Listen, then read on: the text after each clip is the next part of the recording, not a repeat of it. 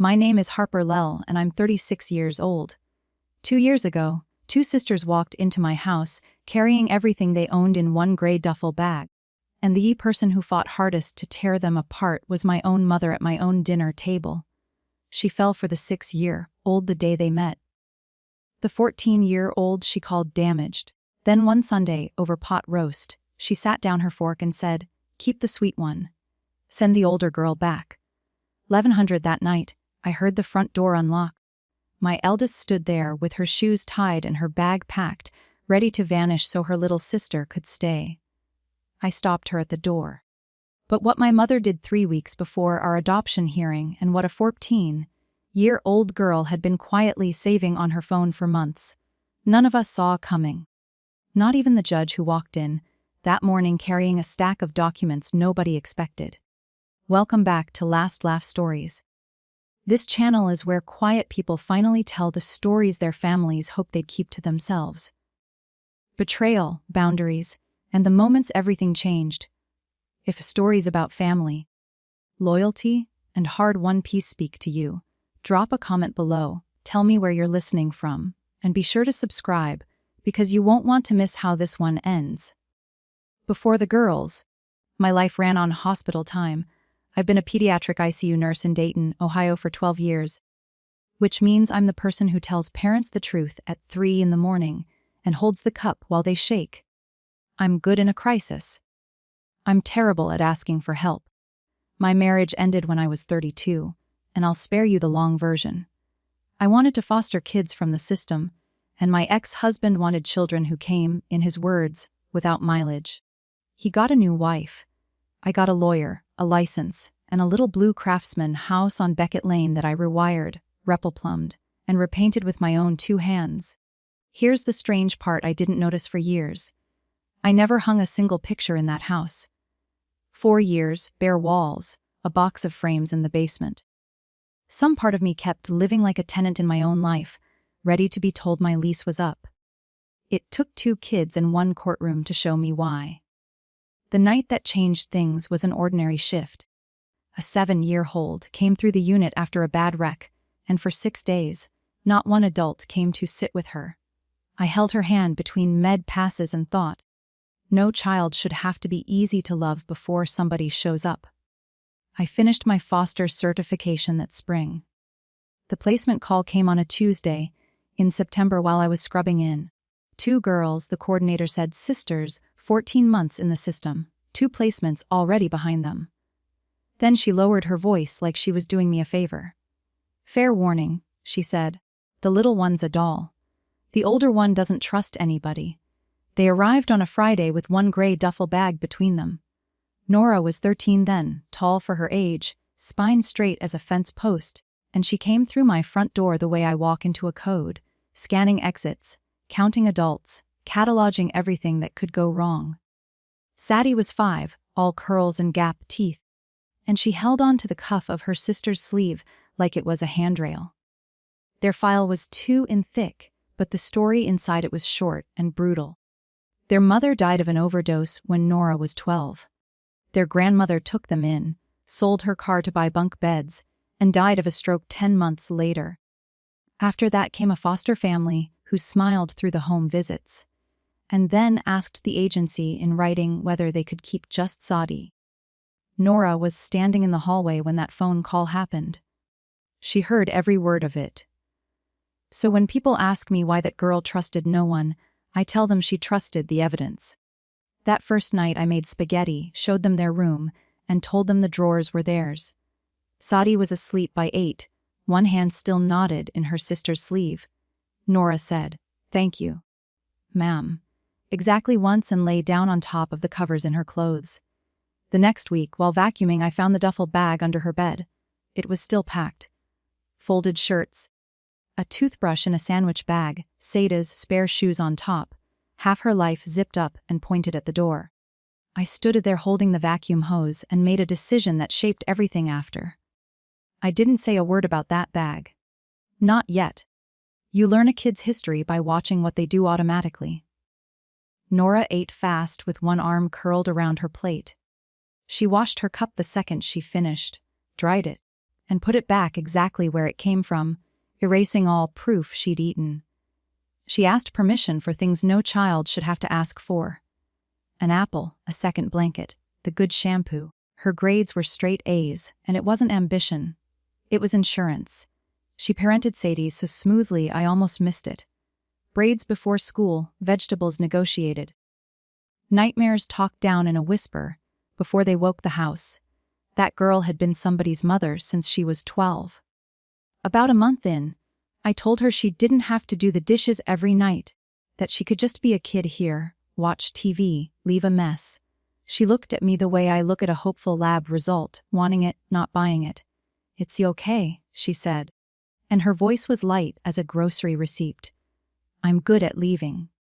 She said it the way other kids say they're good at math, like a skill she kept sharp, like it would be needed. I went to my room and sat on the edge of the bed for a long time. In the ICU, we have a saying: kids don't get anxious about monitors unless the monitors have gone off before. Nora wasn't afraid I'd hate her. Hate she could work with. I was afraid I'd keep her just long enough for it to hurt, and then let her go the way everyone else had. And the worst part is the person who would test exactly that fear was already on her way over with a lemon cake. My mother, Carol Lell, is 63, a retired second-grade teacher, and the reigning queen of her church's Women's Guild. She showed up that first Sunday with a lemon cake and opinions. My dad, Tom, came too, carrying the newspaper he uses as a shield, and my younger sister Rachel breezed in late, selling houses on her phone in my driveway. Mom took one look at Sadie, the curls, the missing tooth, the crayon drawing already taped to my fridge, and melted like butter in a skillet.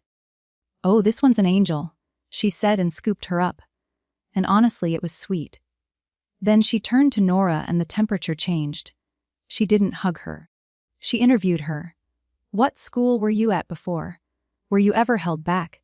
Was there ever any trouble with the police?"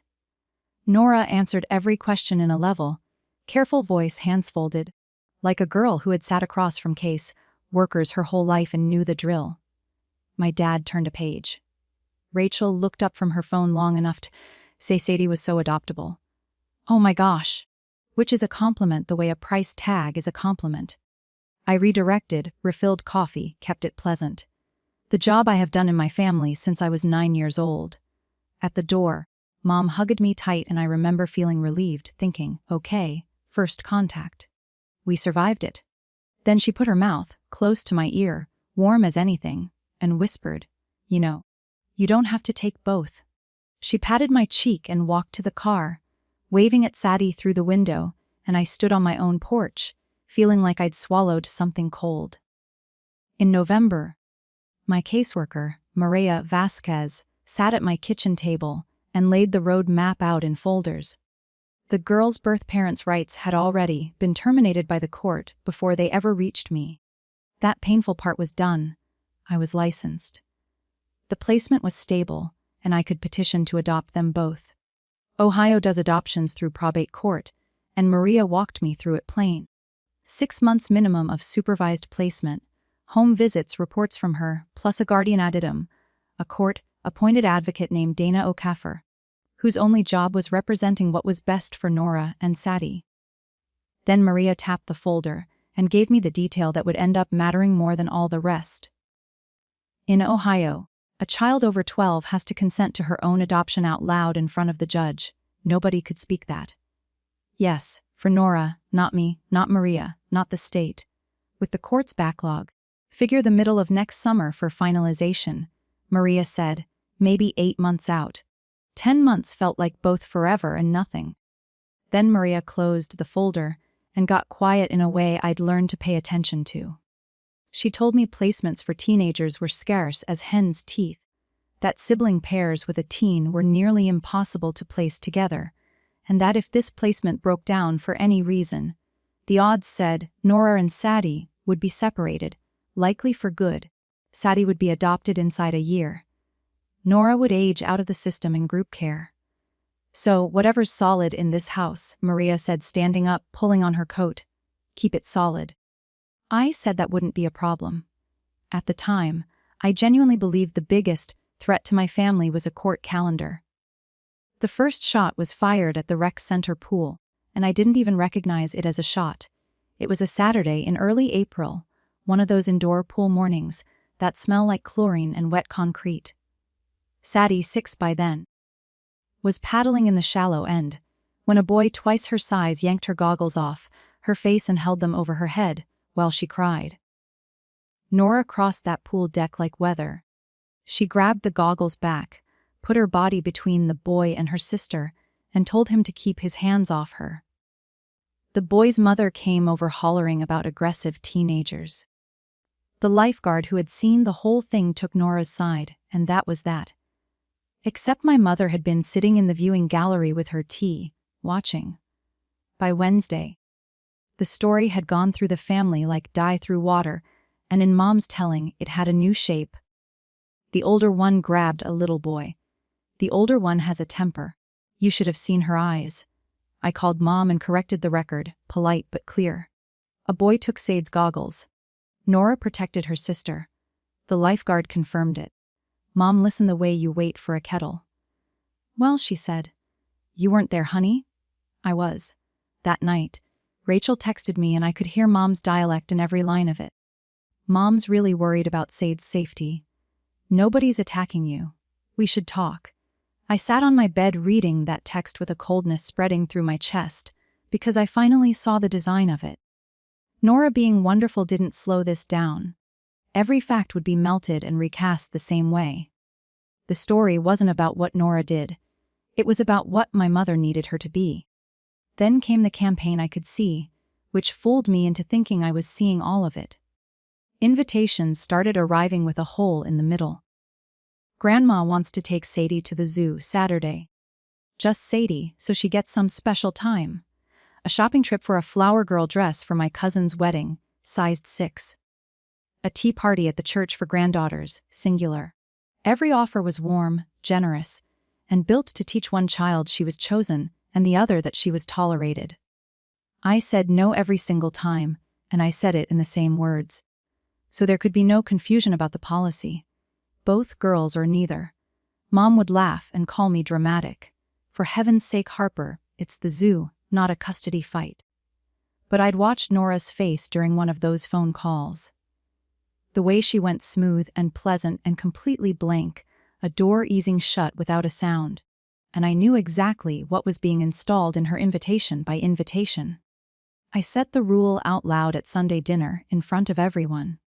The girls come as a set, treat them that way or don't call. Dad nodded behind his paper. Rachel said, obviously, of course. Nobody's saying otherwise. Mom smiled and passed the green beans and I drove home. My house. My girls in the back seat, feeling like I'd fenced the yard at last. That was my mistake and I own it. I thought the fight would come through me because it always had. My mother had simply stopped going through me. She'd found a channel I wasn't watching, one that rode the school pickup line and lived inside a 14-year-old's phone. My sister Rachel asked me to coffee in the middle of April, which should have tipped me off because Rachel doesn't do coffee. She does drive-through and voicemail. She sells real estate and she's good at it. And I watched her use every trick of the trade on me across that little table. She opened soft. She loved the girls. She admired me. And then the pivot smooth as a model home the tour. Had I really thought about what was fair to Sadie, Sadie could have a completely normal family life. Harp. School, grandma's house, holidays. No baggage, but that hinges on. And here she stirred her latte instead of finishing. I finished for her on Nora being gone. Rachel leaned in earnest as a brochure. She'd read things online about kids like her, she said. Attachment issues. It always surfaces eventually, and it lands on the younger one. There are group programs that specialize in teens, she said. She'd looked some up. Nora would honestly be better off with professionals. I sat there and heard the truth underneath the vocabulary. My family had held a meeting about my daughter, and this was the minutes being read. I kept my voice. I see you flat. She's not a placement, Rachel. Come summer, she's my daughter. Same as Sadie.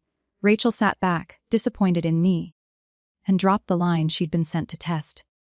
Mom already talked to someone about how these adoption things get, reconsidered. I asked who someone was. She suddenly remembered a showing across the town, gathered her keys, kissed the air near my cheek, and left me sitting with a paid for lat going cold, and that word ringing in my ears. Reconsidered. The next move was quieter and smarter, because it didn't look like a move at all. It looked like my mother getting busy. For months, she had covered 2 school pickups a week when my ICU shifts ran 12 hours. Her offer made back when she thought this arrangement was a phase I'd get over. Suddenly, there was a dentist appointment, then a guild lunch on, then a vague, honey, my knees. Within 3 weeks, the whole net I'd built my work schedule on was gone, and she never once said no. She just became unavailable, which is deniable, which was the point. I scrambled. I traded day shifts for nights, slept in slices, and hired Mrs. Petty, the retired postmaster next door, to be at the bus stop on the days I couldn't. And while I was busy staying afloat, the story went out through the family phone tree. Poor Harper, drowning, overwhelmed. You can see it in her face. 2 was always going to be too many. Do you see the shape of it?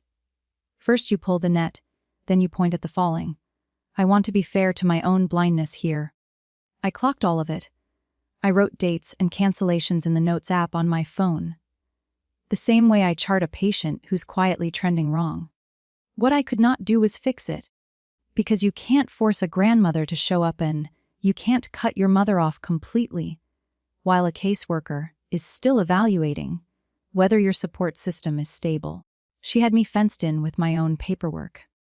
Then one evening, Mrs. Petty mentioned real casual that Carol still came by the school some days, not for pickup, just to stand at the fence and talk with Nora. Nora changed that spring and it happened in Syme. The way a patient goes bad slow before they go bad fast.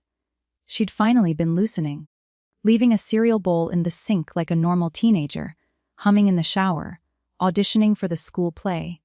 Then, week by week, the loosening reversed. She dropped out of the play with a shrug. Her clipped answers came back. And at night, I'd walk past her door and see her sitting on the edge of her bed, lit blue by her phone, reading something with her shoulders up around her ears. The night I finally asked, she turned the phone face down on the quilt in one smooth, practiced motion and said, "It's nothing. School stuff." I stood in that doorway with my hand on the frame and made the second decision I'd give anything to take back. I let it go. I told myself teenagers need privacy, that trust had to run both directions, that hovering was its own kind of message. All true. All beside the point, it's the mistake I still meet at 2 in the morning. If you've ever watched someone you love go to work on a child's mind in ways too polite to name, if you've ever had to protect your kid from your own family, I want you to tell me about it in the comments because I read them, and for a long time I thought I was the only one.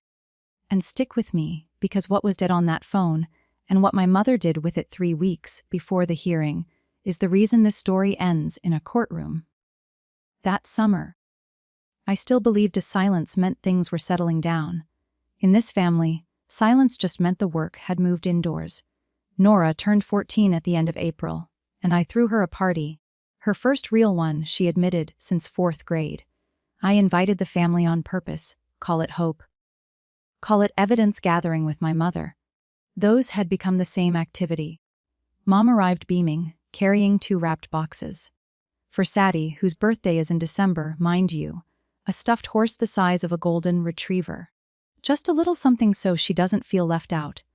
For the birthday girl, a smaller box, beautifully wrapped, and inside it, a compact rolling suitcase. Lavender hard shell name brand. Every young lady needs good luggage, Mom said, bright as a game show host. The room did that thing where the air goes thin. Nora looked at that suitcase for one long second. And then she performed the most fluent politeness I have ever seen from a child, thanked her, admired the wheels, set it aside gently, like it wasn't a message with a handle on it. That composure broke something in me that shouting never could have. At cake time, Mom raised her lemonade and gave a toast that managed to be entirely about Sadie, our sunshine, our angel, growing up so fast, while the girl the candles were for sat there with her party hat straight and her face smooth. My dad cleared his throat, and for once in 40 years of marriage, he said a sentence out loud. "Carol, go easy. Remember June." My mother's face slammed shut like a screen door in a storm. She changed the subject inside of 3 seconds. But I stood there holding a cake knife thinking, who is June? In my whole life, I had never once heard that name. I got the story out of my father 2 days later in his garage, over an alternator neither of us was really fixing. June was my mother's older sister. I'll let that land the way it landed on me. My mother has a sister, and I grew up believing she was an only child. June was in the language of that time, and that family the difficult one. Loud where Carol was tidy in trouble at school, at church at the dinner table in 1975 when June was 15 and Carol was 12.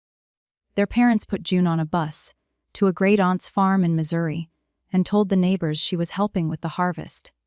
She never moved back. Christmas cards for a few years, then nothing. Nobody ever said the word sent away. My dad told me, wiping his hands slow. They just stopped setting her place at the table. Your mother watched that whole thing happen when she was still a kid herself. Harper, she learned the family math early. There's room for the easy ones. He looked at me over his glasses. I'm not excusing her. I'm telling you where the recipe's from. I drove home gripping the wheel, doing something I resented having to do, aching for my mother. 12 years old. Watching her parents make a daughter, disappear and call it a harvest. Of course, she believed love was a lifeboat with limited seats. She'd watched somebody get thrown out of it, and she'd learned to row. But here's where I landed, sitting in my driveway, watching my girl's bedroom light glow. Understanding where a wound came from doesn't give it the right to bite the next child in line. It just tells you how deep the teeth go. In June, I did something small that turned out to be the hinge of this whole story. I bought Nora a dresser. Real wood, cherry, 6 deep drawers. The kind of furniture you buy for someone you expect to stay. I didn't ask first, because asking would have given her room to say, "Don't bother." We spent a Saturday repainting her room the green she'd once mentioned liking one time in passing 3 months earlier. I'd written it down and we hauled that dresser up the stairs ourselves, sweating and laughing when it wedged sideways on the landing. Sadie supervised from the top step, eating popsicles for the both of us. And then that evening, with the room smelling like fresh paint, it happened. No announcement. Nora reached under her bed and dragged out the gray duffel bag. Packed since September, packed through 3 foster homes, packed like a parachute. And she unzipped it all the way for the first time in my house, folded shirts into the second drawer. Toothbrush to the bathroom cup. Sade's spare shoes to Sade's closet, where they should have lived all along. Then she flattened that duffel with both hands, folded it into a square, and set it up on top of the dresser, high and empty, like a flag coming down at the end of a long war. Neither snorts of us made a speech about it. I said, "The drawers stick a little in humidity." She said, "Okay," but I walked downstairs and cried into a dish towel, where she couldn't see me, because I knew what I'd just watched. That was the first day my daughter lived here. The bag stayed empty for exactly 11 days. 11 days later, my mother invited herself to Sunday dinner at my house, and she brought reinforcements. Rachel and my father, and a store, bought peach pie, which I should have read as a flag, because my mother bakes when she's happy and buys when she's on a mission. We got through the pot roast on small talk. The girls cleared their plates. Sadie was camped in the living room with cartoons turned up, and Nora had gone upstairs, or so I thought. And then my mother folded her napkin, aligned her fork with the table edge, like she was squaring off paperwork, and said she wanted to talk to me before this adoption business went any further. While there was still time to think it through like adults, I said it had been thought through for 11 months. She smiled, the smile she saves for slow learners. "Harper, honey, nobody is saying anything against anybody, but you are a single woman with a demanding job. And there is a difference between rescuing a child and sinking your whole life. And everyone at this table can see which one Saadi is and which one. She paused there delicately. The way you step around something on a sidewalk, which one the other one is. That girl came broken, sweetheart. You didn't break her, but you can't fix her either, and she will take Sadie down with her. I told her evenly that this was the last time this conversation would ever happen in my house. She looked at me for a moment. Then she set down her fork and said in the exact voice she once used to announce that dinner was ready, "Keep the sweet one. Send the older girl back." The refrigerator hummed. Cartoons laughed in the other room at something none of us could see. And above us on the staircase, one wooden step creaked. The third one from the top. The one I'd been meaning to fix all year. Nora had been standing there long enough to hear all of it. I didn't raise my voice. I've delivered too much bad news in small rooms to believe volume adds anything to the truth. I looked at my mother and I used the tone I use at 300 a.m. with frightened families. Level slow. No exits. Those girls are a package deal, and in a few months, both of them will be my daughters. Anyone who can't hold both of them in the same heart at the same time doesn't need to be at the hearing, or at Christmas, or at this table. My mother's chin came up. "I am doing this because I love you," she said, and her voice shook. And here's the terrible thing. I believe she meant it. "You'll thank me when that girl finally shows her true colors." They always do. I looked at Rachel. My whole childhood, we were a team of two in that house, and I watched her choose in real time, the way people always choose in my family. Quietly by looking at her plate and saying nothing at all. Dad walked to the window and studied a backyard he'd seen 100 times. Mom gathered her purse, kissed Said's head on the way through the living room, and let the storm door click shut behind her, gentle as a period at the end of a sentence. Rachel followed. Dad squeezed my shoulder on his way out, which in his language is a eulogy. I cleaned the kitchen alone and then went up to check on the girls. Sadie was asleep sideways with her whole body, the way only safe children sleep. Nora's door was closed. No light under it, no music, no shower running, a silence with its shoulders up. I told myself she was asleep. I have never been so wrong about a silence in my life. The front door has a deadbolt that thunks like a knuckle on wood. And at 1100 that night, it woke me out of a half-sleep like a monitor alarm. I came down the stairs, and there she was in the yellow porch light through the sidlight glass, coat zipped, sneakers double knotted, the gray duffel packed full again, and riding her shoulder like it had never left. On the entry table was a note with my name on it. I read it standing 3 thack from her, and I can still recite it. "Take care of Saadi. Don't look for me. I'm fine. If I'm gone, they'll let you keep her. Tell her I went somewhere good." That was the plan. My 14-year-old had built out of the overheard arithmetic at my dinner table. She would delete herself so the family would sign off on her sister. She had a bus schedule in her coat pocket. She'd left her house key on top of the note, because she is polite in ways that break your heart. I did not yell and I did not grab her, because you don't snatch at a kid whose whole life taught her that adult hands take things away. I sat down on the bottom stair in my robe and asked her to sit with me for 1 minute before she went. She sat, bag still on her shoulder, ready. I told her I'd heard my mother tonight, every word. And so had she, so let's stop pretending either of us hadn't. Then I said the thing I'd been carrying since the day I found that packed bag under her bed. Nobody in this house earns their bed. Not you, not Sadie, not me. It's yours because you're mine. That's the whole test. She stared at the floor for a long time. When she finally spoke, her voice was small and furious and 12 years old.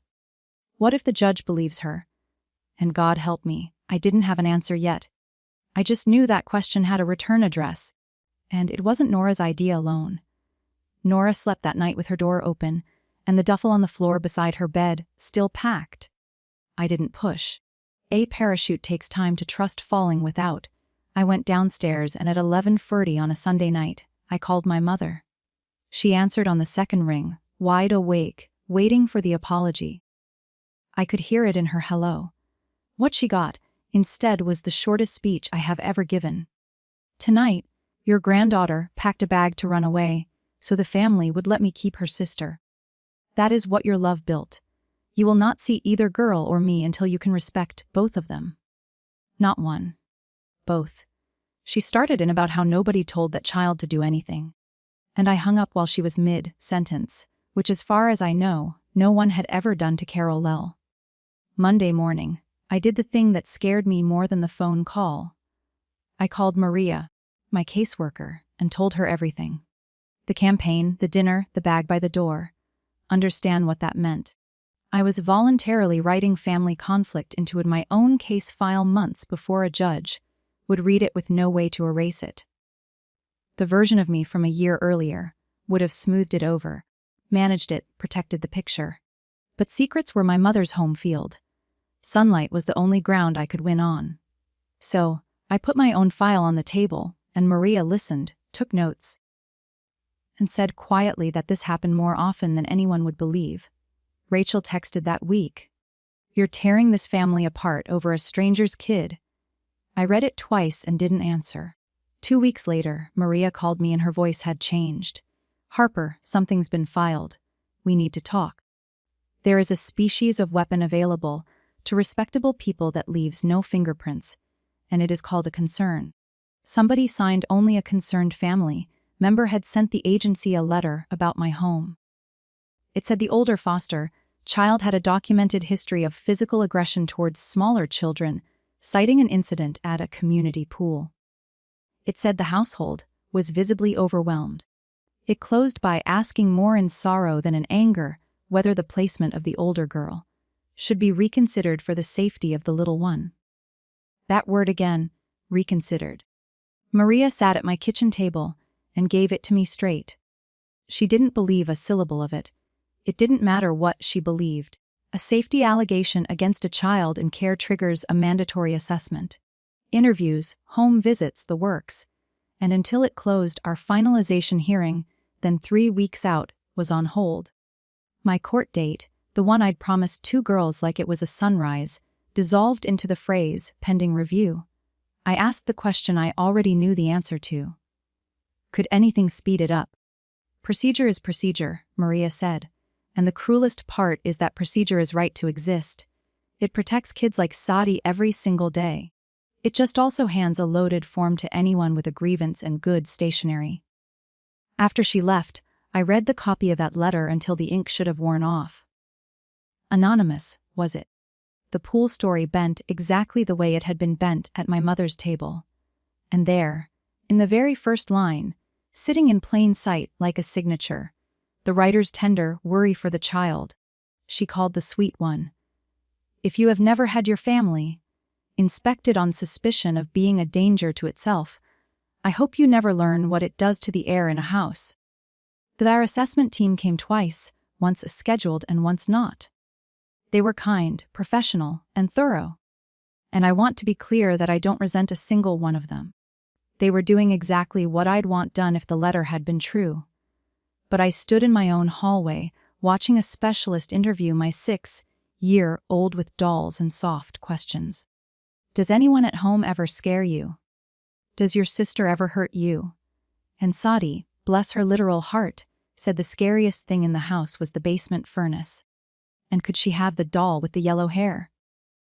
Nora's interview was worse because of how good she was at it. She sat straight, answered in complete sentences, anticipated follow-ups.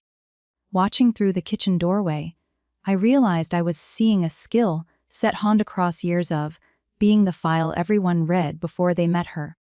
She was performing safety for strangers again, because an adult who claimed to love this family had decided she was a problem to be documented. Every competence I own went useless in those weeks. I can run a code.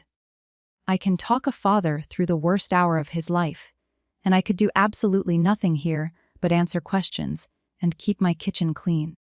The night after the second visit, Nora didn't come down for dinner. She said she wasn't hungry through the door. I stood on the landing with my hand on the rail, and physically could not make myself walk to her room and look at the top of that dresser. I looked the next morning while she was there at school. You already know what I found. The gray duffel was down off the dresser under the bed again, half-packed, shirts folded with that terrible neatness, the sandwich bag, toothbrush back at her old post. The zipper sat open at half-mast like even the bag couldn't decide. I sat down on the edge of her bed and held my own elbows, and I understood the true cost of that anonymous letter. It hadn't slowed down any paperwork. Not really. It had reached into my house and rearmed a child's oldest reflex. They are deciding about you again, so stand near the exit. That evening, I didn't lecture and I didn't tidy the evidence away. When she got home, I told her I'd seen the bag and that she could keep it packed for as long as her body needed the exit row. It was still her room, her dresser, her drawers, and none of that expired. She studied me for a moment with those trige eyes. She didn't say anything, but she left her door open a crack that night. And I'll take a cracked door over a speech any day of the week. It was 200 in the morning when I got up for water and saw the phone glow leaking through that crack. Steady, patient. Nora was awake, wrapped in her quilt, scrolling slowly through something. Reading, stopping, reading again like a person checking a wound. A caseworker once told me that paperwork has no memory for love. It only remembers what's written down. If someone has ever aimed the word concern at your family like a weapon, tell me in the comments and stay close, because what that child had been keeping on her phone was about to reach a judge's hands. 3 days after the second home visit, Nora came downstairs while I was paying bills, set her phone on the kitchen table between us, and slid it across like a surrender. You should see it before they decide, she said. What was on that phone went back 7 months. Screenshots dated organized in an album titled Homework, texts from my mother, and a thinner file from Rachel sent directly to a 13 then 14-year-old girl. If you really love your sister, you'll be gone before the hearing. You'll always be the reason Sadie doesn't get a real family. Girls like you end up alone anyway, sweetheart. Better it happens before she's old enough to remember you. There were logistics.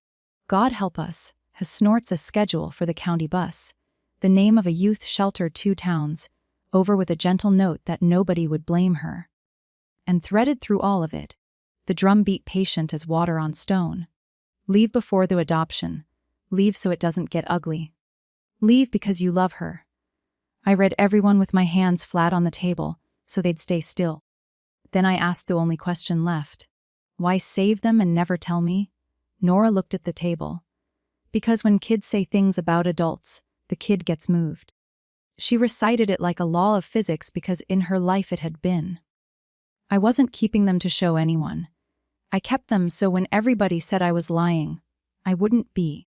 Then she scrolled to the end to a message dated 4 days ago, 4 days after the anonymous letter froze my hearing, and turned the screen so I could see my mother's last text. It's not too late to do the right thing, sweetheart. I want to be honest about the hour that followed, because it was the hinge my whole life turned on. My first instinct, worn smooth by a lifetime of daughterhood, was to manage it, call Mom, confront her privately, contain the damage, protect what was left of the family picture. Give her a chance to explain, said the good daughter in me, in a voice I'd been obeying since before I could ride a bike. And then I looked at the girl across the table, who had carried this arsenal for 7 months without firing it, purely so she wouldn't be called a liar someday. And I understood that every private phone call I'd ever made to smooth my mother's messes had been a payment on a debt that never shrank. Managing it quietly was her game played on her field, and I had never once won there. So I didn't call my mother. I asked my daughter, "It's your phone, your story. Do you want the judge to see it?" Nora looked toward the living room, where Sadie was narrating a puzzle to herself in 2 voices. When she turned back, her face was older than mine. "She reads it," she said, "or they never stop."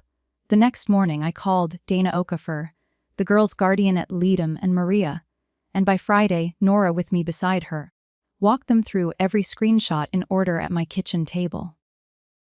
Everything through the proper channel onto the record in the light. No family meeting, no ambush phone call, no smoothing the road. For the first time in my life, I let the truth about my mother travel without me running ahead of it with a broom. The machine my mother had switched on ground forward, but now it was chewing on a full set of facts. The assessment closed in the middle of August, allegation unfounded. The report Maria read me the highlights noted that the pool incident was verified by a lifeguard as protective, not aggressive, and that the 6-year-old described her sister, quote, as the safest person in the world. Dana filed her guardian ad litem report with the court, and the screenshots went with it, dated and documented, alongside the anonymous letter with its familiar vocabulary. Our hearing was reset for the first week of September, almost exactly a year after 2 girls and 1 duffel bag came through my door. I slept that night like I hadn't since spring.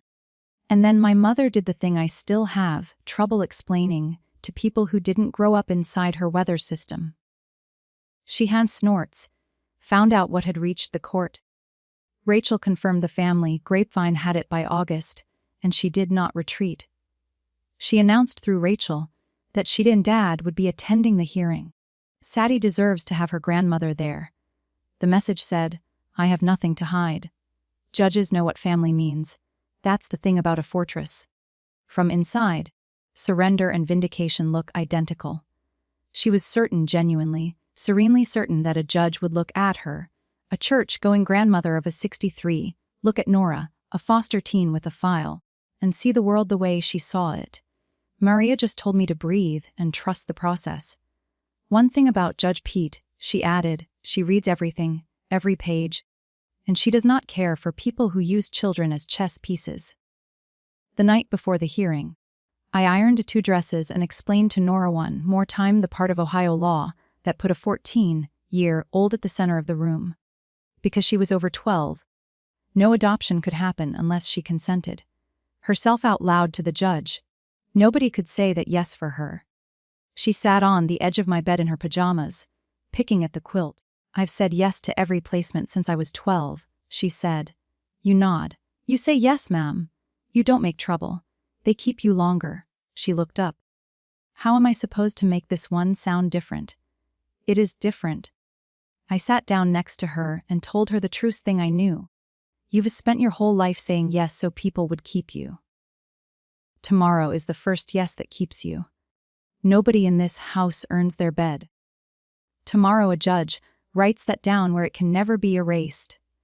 She leaned into my shoulder, and we sat there a while, not fixing anything, which I've learned is its own kind of medicine. Down the hall, Sadie had laid out her dress on the floor in the shape of a person, shoes and all, ready to jump into at dawn. Nora got up to go to bed, and stopped in my doorway with her hand on the frame and said, If the judge asks why you want me to, what are you going to say? I told her I'd been rehearsing that answer for a year. The next morning, Judge Margaret Poot walked into that courtroom carrying a stack of documents, and the first thing she read out loud was not our adoption petition.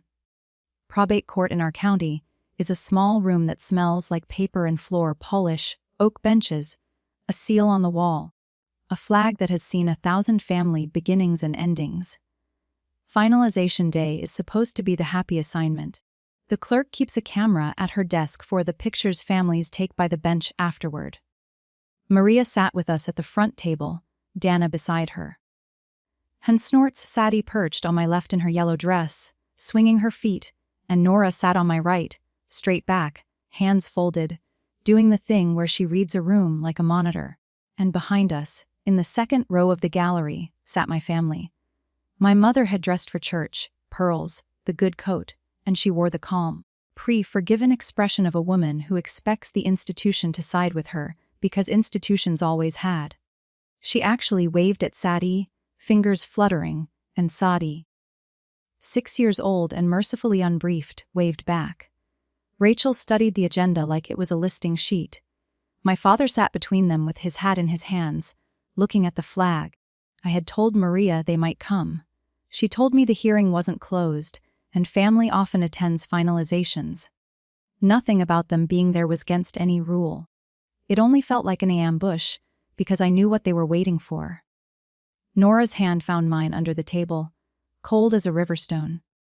Then the door beside the bench opened, and Judge Margaret Poot came in, and she was not carrying one slim petition folder. She was carrying a stack of documents thick as a phone book, and she set it down on the bench slowly, squarely, the way you set down something you intend to use. We all rose.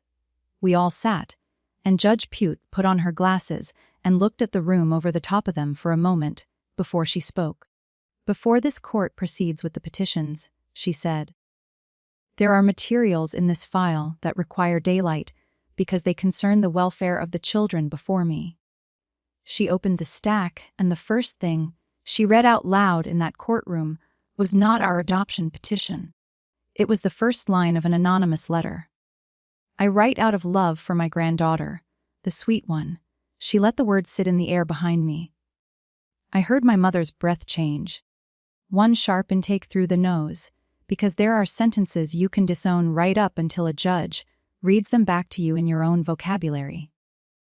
Poot kept going, even voiced a page at a time the allegation, the assessment unfounded, verified, closed. The Guardian Adams report, and then without theater, she read 2 of the text messages into the record. Just 2, in the flat cadence of a woman reading a prescription label. "If you really love your sister, you'll be gone before the hearing. It's not too late to do the right thing, sweetheart."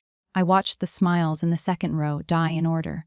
Rachel's first, then my mother's, that serene certainty draining out of her face like water out of a sink, because the institution was not siding with her. My mother rose halfway to her feet. "Your Honor," I wrote out of love. Judge Poot did not raise her voice. She lowered it. "Mom, in this room, love is spelled out in conduct. Please sit down." Then she turned to me. "Ms. Lell, I have questions. Under oath, please." I swore the oath with my hands steady, and my knees somewhere else entirely. Judge Poot took off her glasses. "These communications came from your mother and your sister." She said, "This court is being asked to make these children permanently yours. So, I need to hear your plan, Miss Lell, not your hopes. Your plan. When this family asks you to choose again at Thanksgiving, at a graduation, in a hospital waiting room, what happens?" And there it was. The question I had been dodging in one form or another my entire adult life. Now wearing a robe and waiting on my answer under oath. I understood exactly what was being offered. I could soften it. Family tensions, working through it, counseling.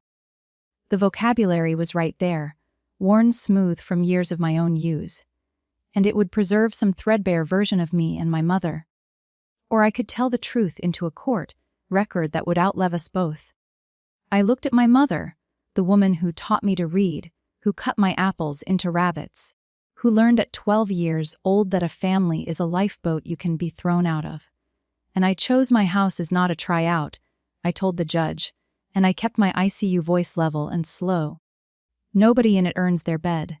Anyone who treats one of my daughters as returnable has no seat at my table, whoever they are, including the woman who raised me. There is no version of this where I choose again, Your Honor, because the choosing is finished. It finished at my front door at 11 at night, when a child tried to erase herself to pay a bill that was never hers. The room was very quiet. My mother was crying. Real tears, ugly ones. The first I'd seen from her since her own mother's funeral, and I let them fall without running to catch them, which was its own goodbye. Judge Poot nodded once and turned to the smallest chair at our table. "Nora, the law says this next part belongs to you." "Nora," Judge Poot said, and her voice changed for it. "Lost its bench and found its kitchen table. You are 14 in Ohio. That means this adoption cannot happen unless you want it.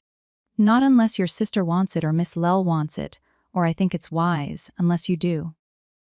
Do you understand that you're allowed to say no?" Nora stood up. Nobody had asked her to stand. She did it anyway. The way you stand for things that matter. She looked at the gallery first, at my mother one long level second, the look of a girl who had read every message and saved them all.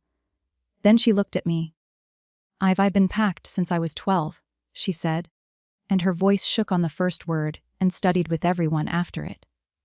First night in every house. I keep the bag ready because it always ends. And I like knowing where the door is. I used it to be good at leaving. It was the one thing I was best at. She took a breath. I'd like to be done with that now. Yes, please. Judge Put held the silence like something warm in both hands. And then Sadie, 6 years old, yellow dress, feet nowhere near the floor, could not contain the proceedings 1 second longer and announced to the entire courtroom, "Me too, both of us. We're staying at Harper's forever." The clerk laughed. Maria laughed and wiped her eyes in one motion.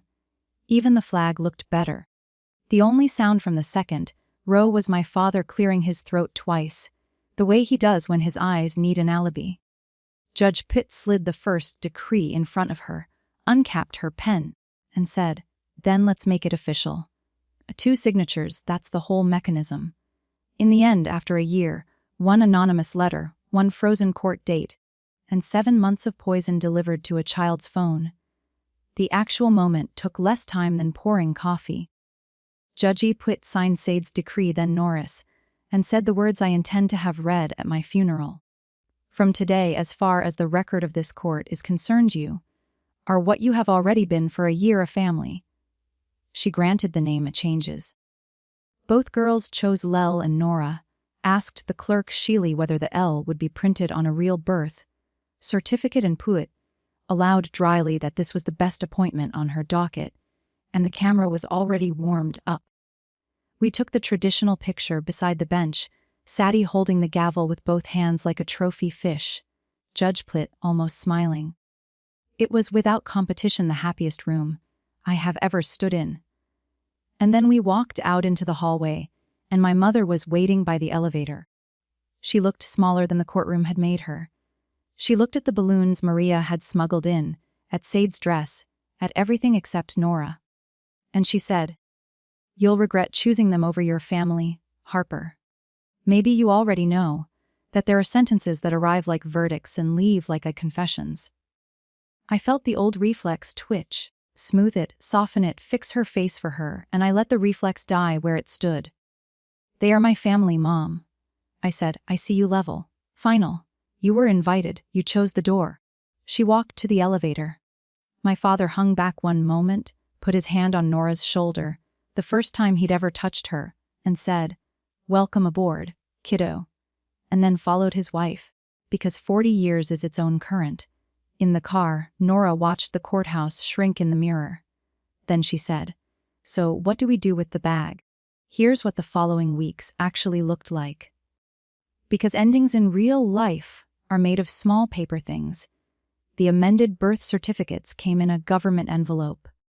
And Nora read hers, at the kitchen table twice through, silently like a letter from someone she'd been waiting years to hear from. Nora Lel. She traced the print with her thumb to see if it was real ink. Then she went upstairs and came down with the framed courtroom photo. Took the hammer out of the junk drawer, like it was the most natural thing in the world, and drove a nail into my living room wall. The first nail that wall had felt in 4 years of me living like a tenant in my own house. We hung the picture together, crooked, then fixed it. By Christmas, that wall had 6 frames on it, and I had stopped being able to explain why it was ever bare. Rachel texted in October. I didn't know how far Mom took it. I should have. That's not an apology quite. It's a down payment. And I answered it like one. A short reply. The door left unlocked, but the porch light off. We've had coffee once. We'll see. My mother sent a birthday card in December. Addressed to Sadie alone, glitter, and a $20 bill. And love always, Grandma. I mailed it back the same week. No note because the note had already been said under oath, and I don't repeat myself to people who heard me the first time. She still tells her guild she lost her daughter to those kids. I've stopped renting space to which word she'd have used for Nora if she'd won. And the gray duffel bag, the parachute, the flag, the 11 days. Nora answered her own question.